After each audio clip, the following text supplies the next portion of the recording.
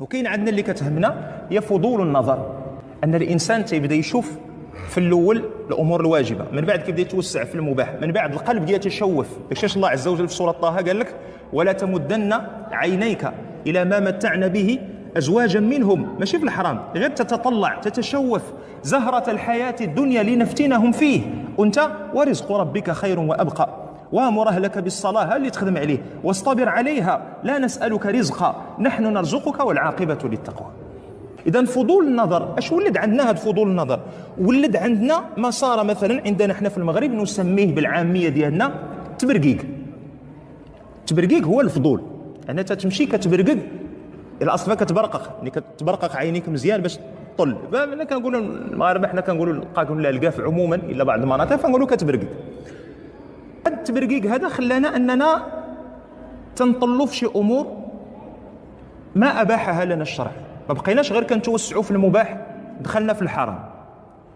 مثلا الامور اللي فيها توسع في المباح ولكن ماشي من حقنا، مثلا انت جالس في الليل 12 ونص مثلا ديال الليل باقي فايق تتفرج في شي حاجه ولا تتقرا في شي حاجه ولا، فاذا بك سمعتي الصوت ديال السياره وقفات تحت العماره ولا قرب البيت ولا شوف انت فين ساكن، وسمعتي الصوت ديال المراه، صوت مألوف غالبا بنت جيرانكم ولا كذا، نزلات من السياره وقالت وبسلامه عليك هاد الساعه وسدات الباب.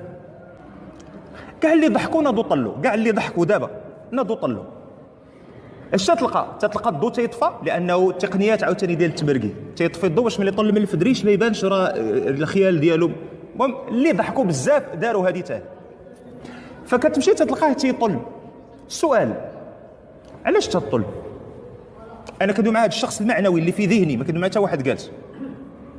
علاش تطل لانك بغيتي تدبر على دوسي، تبحث عن ملف لتملأ به مجلسك من الغد.